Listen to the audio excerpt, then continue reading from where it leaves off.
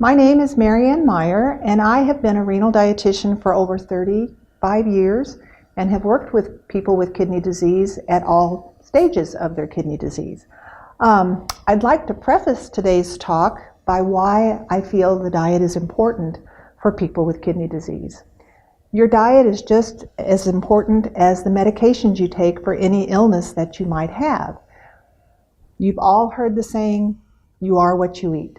And that is true because all the food that we eat contains vitamins and minerals, and those things are kept in our body in the amounts that we need.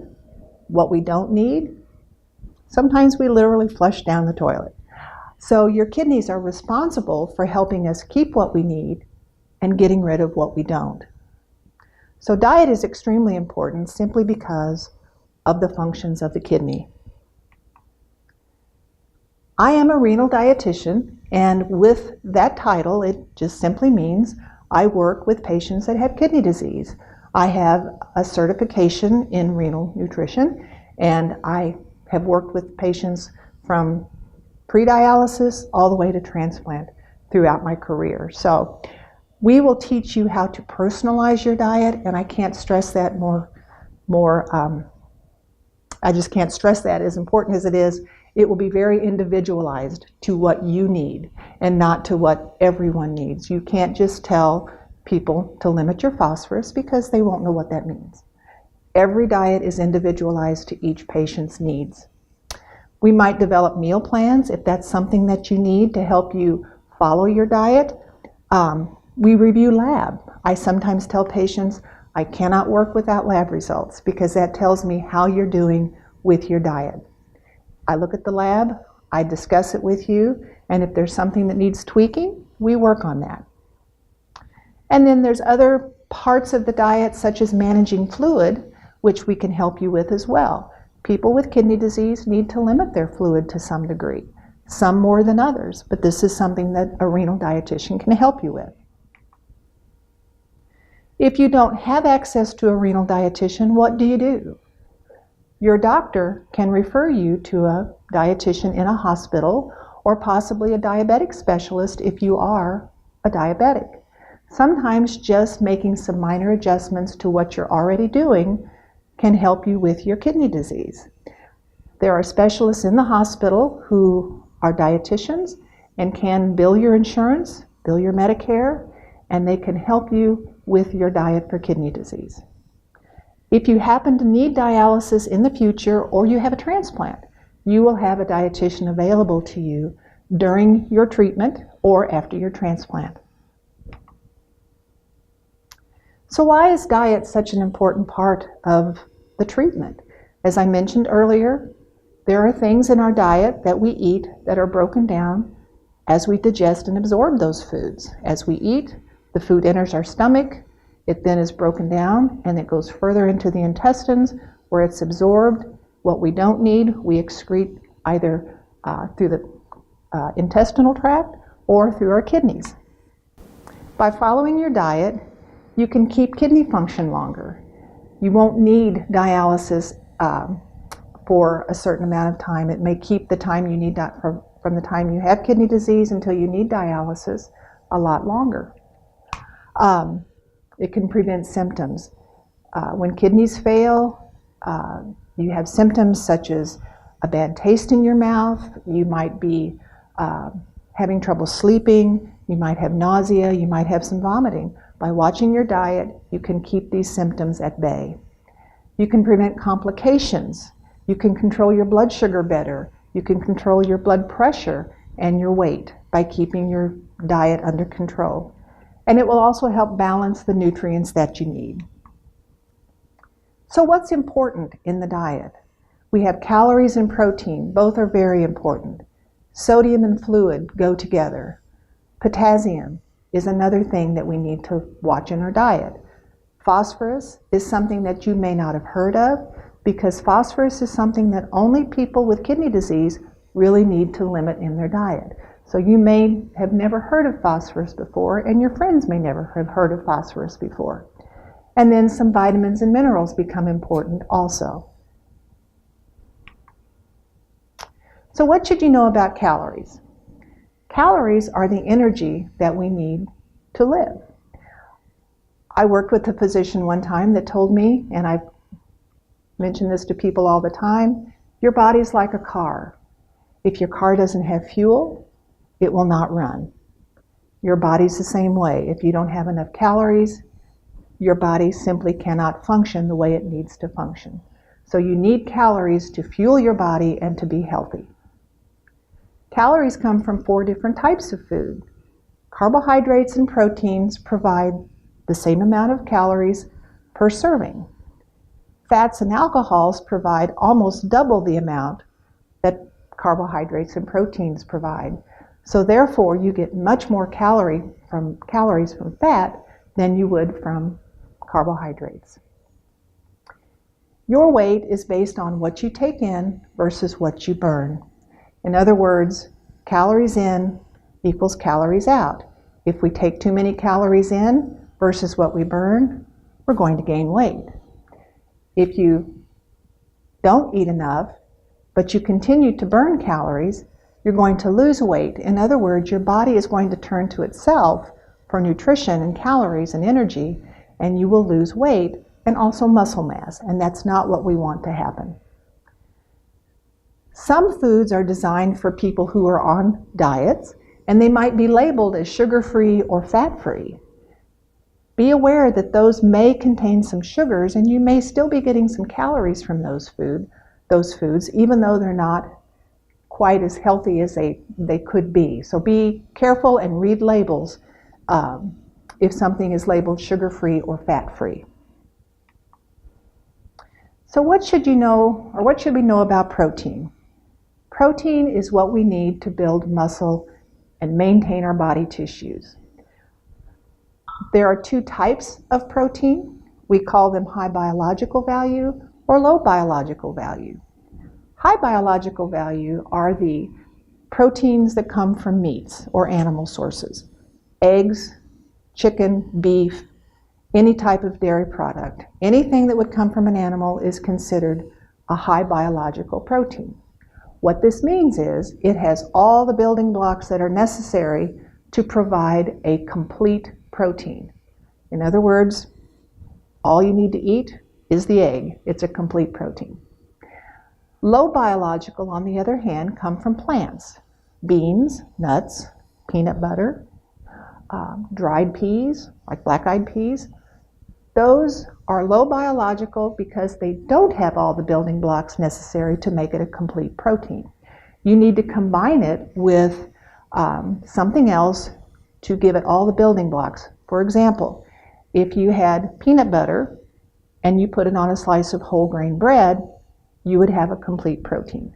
The peanut butter would provide some building blocks, the whole grain bread would provide the other, therefore making it a complete protein. Vegetarians are very well versed in this, and they know how to put these foods together without any difficulty whatsoever. So why is protein important when kidneys are damaged? Protein from your meat sources contains,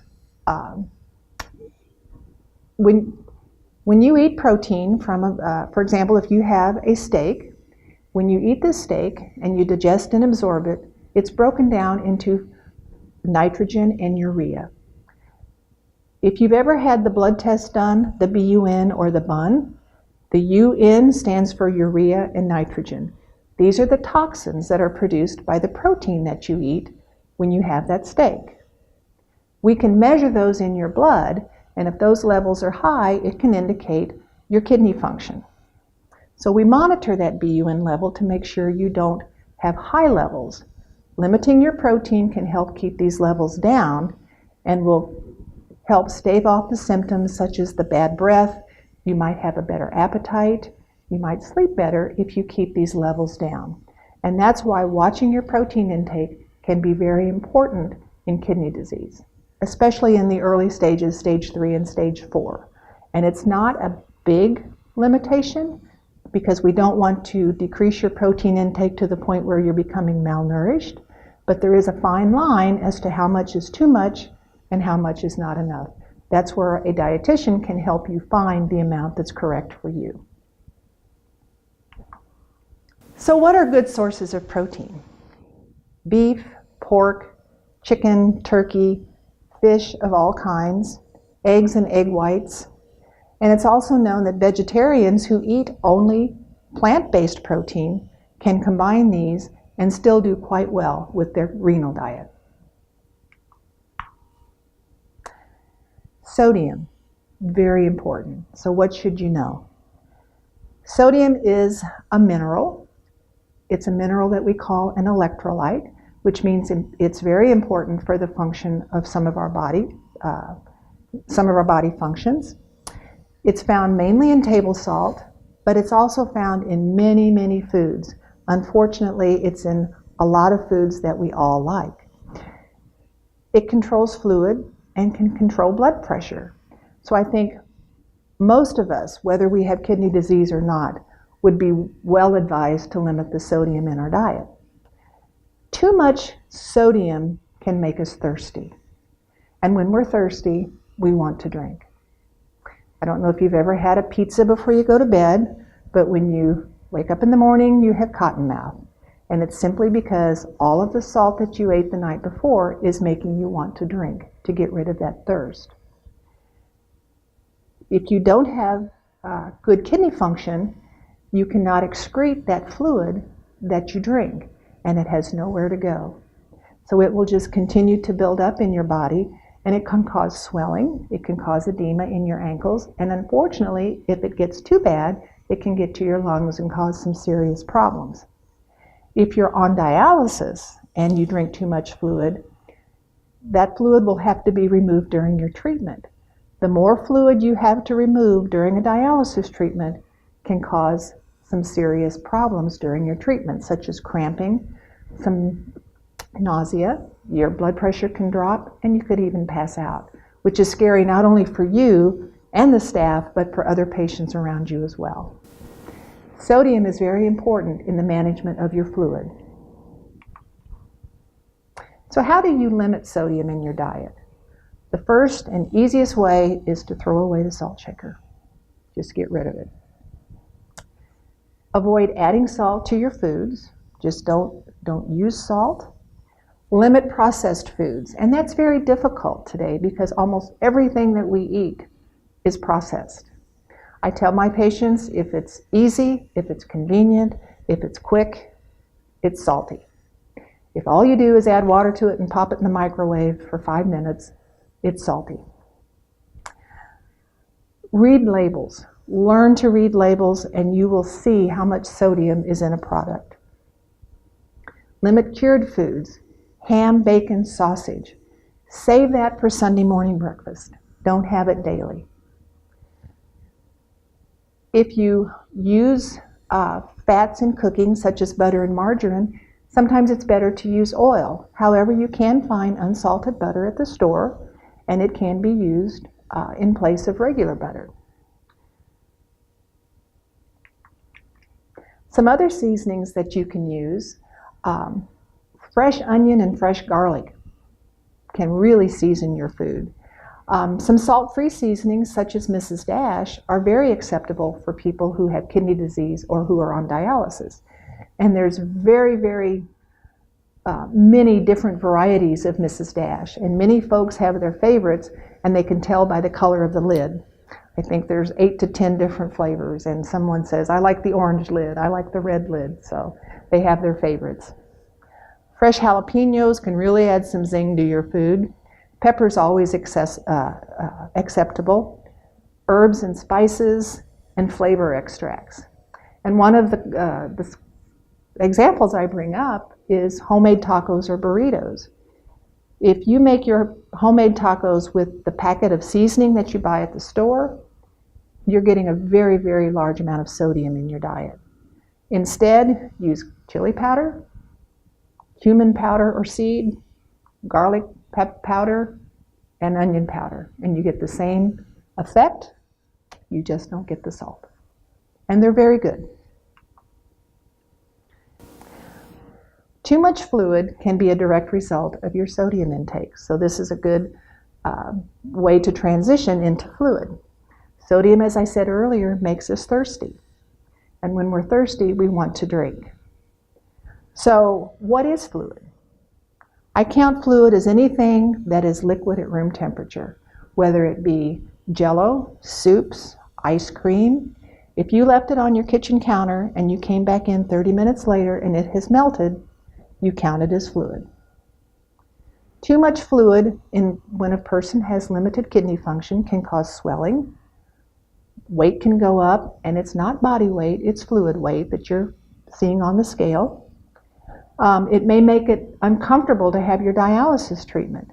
Many patients who have a lot of fluid to take off during a dialysis treatment have what they call a dialysis hangover. They don't feel well. The less fluid you have to take off during a treatment, the better you will feel after your treatment. Eventually, too much fluid will cause problems with your heart because your heart has to move all this fluid around. And if you continually have an extra 5 to 10 pounds of fluid on, your heart has to work very difficult, and this will cause some congestive heart failure later down the road. And that's something that none of us want to have. So how do I limit fluid? First of all, watch your salt intake. Number one, limit your sodium intake, and you won't be as thirsty and feel the desire to drink as often.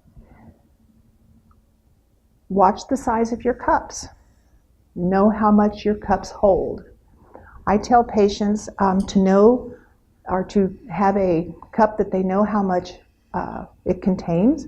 For example, if you've been in the hospital, most of you have a cup from the hospital that has the straw and the lid. It tells you exactly how much fluid is in that cup, and it's 1 quart. 1 quart is approximately what is necessary for someone who is on hemodialysis. Maybe more or less, depending on whether or not someone has urine output. But that's the baseline fluid is 1 quart a day for a person on hemodialysis. That cup is perfect to measure your fluid. Drink only when you're thirsty, and if you're diabetic, control your blood sugar. If your blood sugars are high, you will be thirsty. Rinse and spray your mouth with just a mist of water. Go to the dollar store, get a spray bottle, put water in it, keep it in the refrigerator, maybe put a little lemon juice in it, and keep it cold. And when you're thirsty, just spritz your mouth with the cup, with the spray bottle. It will help keep you from getting thirsty, keep your mouth moist, and you won't get as much fluid. Take your medications at meals. Take it with food. That way you can keep your fluid for something when you're really thirsty. Use smaller cups. Brush your teeth for dry mouth. If you have a favorite mouthwash, keep it cold in the refrigerator. Anything cold quenches your thirst a lot better than something at room temperature. Freeze grapes, whether you like green or red, it doesn't matter. Freeze them. They're very, very cold. They quench your thirst, and they're better than ice cubes. Chew gum, although I think sugar-free gum is a better option because it's not sugary and it's not sticky. And stay active. By staying active, you won't think about drinking, and therefore you will drink less. Potassium. Potassium, like sodium, is an electrolyte. It has the function of making sure our nerves work well and our muscles contract appropriately. Too little or too much can cause problems and can make your muscles weak and can actually make your heart stop. Our heart is just a muscle. And if we have too much potassium or too little potassium, this can be very, very dangerous. Potassium can often be found on food labels, although not every label will have it on there. But sometime in 2018, I think the requirement is that it will be on the labels. What are some high potassium foods? I think we all think about bananas. Others are tomatoes, oranges, orange juice, potatoes. The one I caution people about is avocados. Avocados is the #1 food that has more potassium than any other, even bananas. So I usually tell people it's an A, not because it's at the beginning of the alphabet, but because it's got the highest amount of potassium of any fruit or vegetable that I've ever seen. So if you like Mexican food, avoid the guacamole. Salt substitutes. No salt, new salt, Morton's light salt, they have potassium. To limit the sodium, they remove the sodium and replace it with potassium. This is the only food item that I tell patients that they should not eat because of the potassium content. Dried fruits such as prunes or dates, banana chips, those all have a lot of potassium because they've been dehydrated and the potassium is much more concentrated. So watch those foods as well. So how do I know if my potassium's high or low? Know your lab values, number one. When you have your lab drawn, always check your potassium level. If it's too high or too low, you may experience weakness or you may have an irregular heartbeat. Some people have no symptoms at all and can suffer a cardiac arrest without any warning. So that is why potassium is so extremely important when kidneys fail. How do you control your potassium? Ask your dietitian for a list of foods that have potassium in them. Any dietitian that's in the dialysis unit will have access to these lists, and you can ask for one at any time. And follow your diet. Try to limit your intake of high potassium foods and stay with the ones that are lower or medium, and occasionally have a high potassium fruit or vegetable. But always check with your dietitian. If limiting potassium, there is a special way you can decrease the amount of potassium in potatoes. It's called leaching or dialyzing your potatoes. You can peel them, cut them into small pieces, soak them in water for 2 to 4 hours, discard that water, and then cook them in a fresh pot of water. By doing this, you remove a large amount of the potassium from your potatoes. Phosphorus. Probably the one topic I talk about more than anything. Phosphorus is extremely important. It's very, very important in maintaining good bone health. When kidneys are healthy, there's a fine balance between calcium and phosphorus that the kidneys will help you maintain. When kidneys are damaged or sick, this balance can be thrown off simply because of some of the functions of the kidneys that allow calcium to be absorbed and allow us to get rid of the extra phosphorus. If one is too high or too low, the balance is thrown off.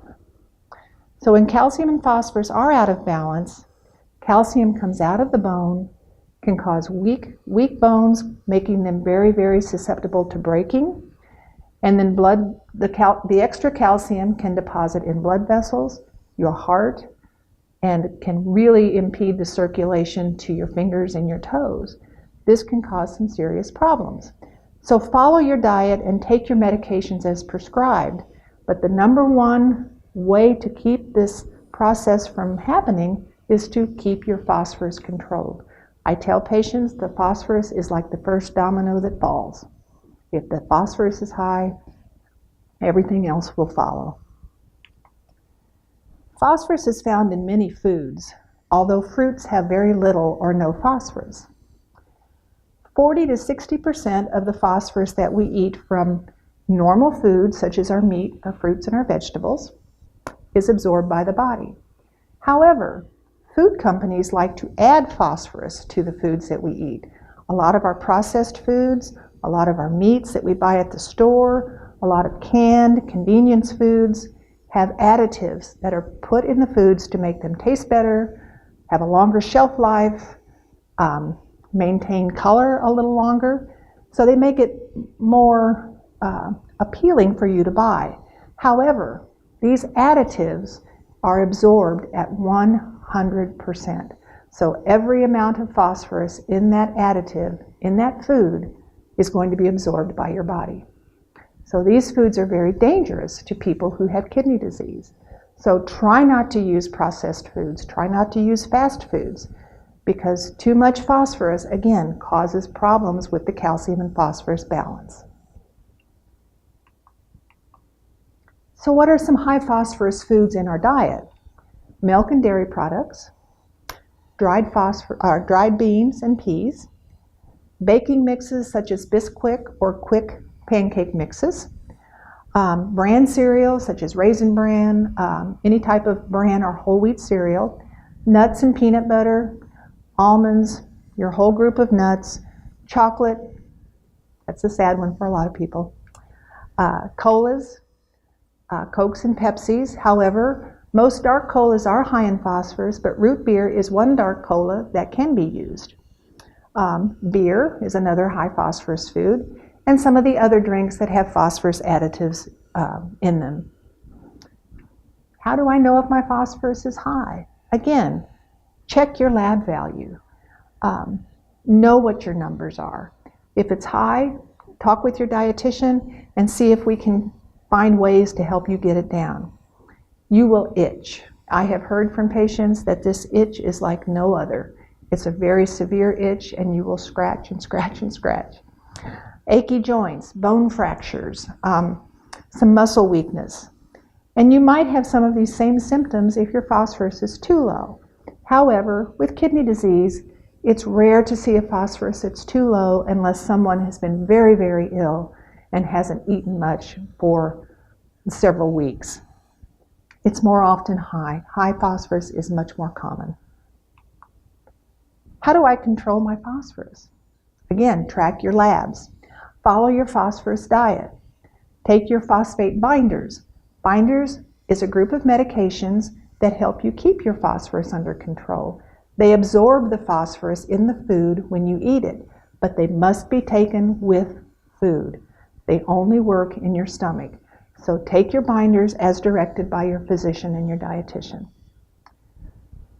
Limit some of your sodas, such as Coke and Pepsi, although the clear sodas, such as 7-Up and Sprite, are generally acceptable, and root beer, as I mentioned earlier. Phosphorus may or may not be listed on the food labels. It's not one that's required, but it might have phosphorus listed in the percentage of the USRDA. You can have your dietitian help you figure out if a food is high in phosphorus. Vitamins. Vitamins are important for good health because they provide a lot of benefits to all of us. You might be taking a multivitamin. During kidney disease, you may or may not need the vitamins that you're taking in your multivitamin. Your needs change, so make sure you ask your doctor which vitamin is best for you. When you start dialysis, sometimes the dialysis process itself will remove some of the vitamins from your blood, particularly the water-soluble vitamins or the B vitamins. Those are ones that can be dialyzed off. B1, B2, B3, folic acid, pyridoxine. I'm sure you've read these on the labels of your vitamins. Those are specifically designed to help the energy process in our body, but they can be dialyzed off. There are some vitamins that are designed specifically for dialysis patients. We call those designer vitamins. They are specifically for people with kidney disease or people with kidney failure. Most of them contain the B vitamins, folic acid, and a few other things that you might need that are dialyzed off. So take what your doctor prescribes and try not to take anything else unless you ask your doctor if it's okay. Food labels are very important. Most of them will tell you how much sodium, how much potassium, maybe phosphorus, but also protein and your sugars. And those are the important things to look at on a label. If you're having difficulty with a label, bring it in, have your dietitian go over it with you, and she can help you she can tell you if that food is better, or she can tell you if that food is okay for you to eat or not. A label can also make you be more aware of the ingredients that are in a food. If you look at the list of labels, it's like going to a chemistry class. You might find all these different chemical additives in your food. Look for potassium, look for phosphorus or PHOS or sodium. That will tell you whether that food has phosphate additives, has sodium additives, or has potassium additives. And again, your dietitian can let you know if it's okay for you to use or not. Always bring the labels in. Ask for help anytime. There are websites available for you to choose. Again, your dietitian is aware of these, and if you're computer savvy, you can look some of these foods up on your own. Heart healthy, I think it's good for everyone to eat a heart healthy diet, not just people that have kidney disease. Fruits and vegetables, but make sure you look at the list of high potassium fruits and vegetables. Skinless poultry, fish, those are all good for you, especially the oily ones that have the omega-3 fatty acids. Limit red meat. Choose the loins, trim the fat as always. Don't use fried foods very often. Processed grains. Try not to use white rice. It can cause your blood sugars to go up a little bit more. But these are all heart-healthy choices for you. You can grill, you can roast, you can broil. Limit the sodium, the saturated fats. And again, as I mentioned earlier, watch the low-fat labels. Sometimes they're not really low-fat. And limit your portions. Try not to eat the 16-ounce porterhouse steak.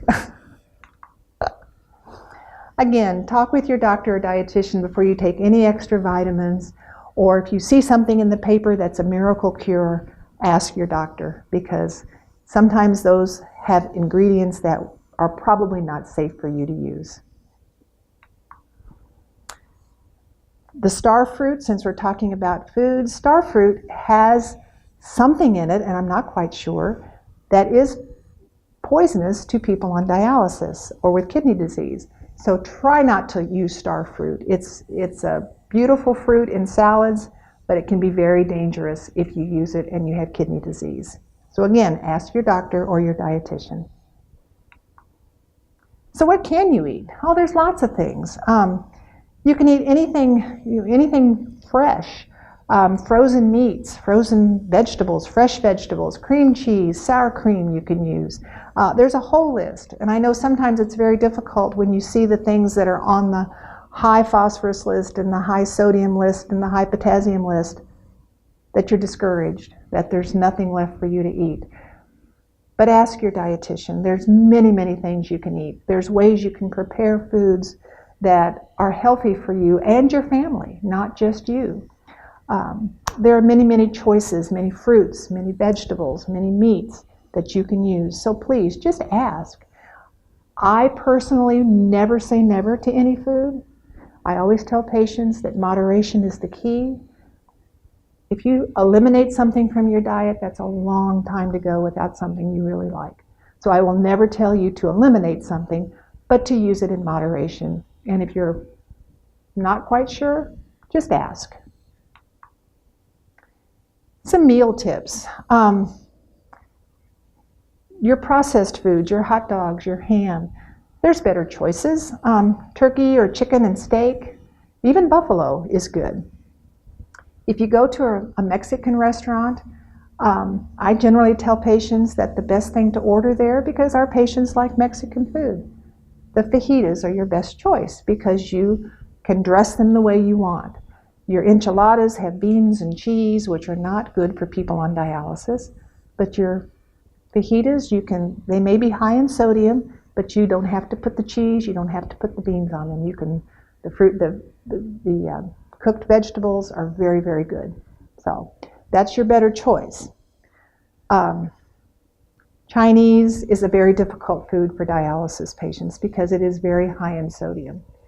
I tell people if you must go out and eat Chinese, sweet and sour might be the best choice because it's not the soy-based, it's more of a sugar-based food, which may not be appropriate if you're diabetic. Black-eyed peas and beans, you can eat frozen peas or mixed vegetables, pasta with rice or brown sauce. You can use garlic and olive oil instead of the sauces. And then heavily salted or dressed greens, just use raw in a salad and put limited amounts of salad dressing on those.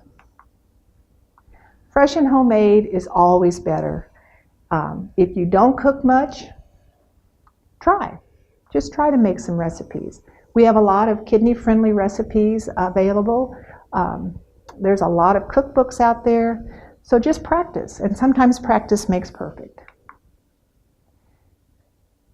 Should you report things to your doctor? I think absolutely. If you've had a change in your health If you've been nauseated, if you've had some vomiting, if you just notice any changes in the way food tastes, if you've had a weight loss or a weight gain, these are things you should always tell your doctor, or even your dietitian, and she can relay those to your healthcare team.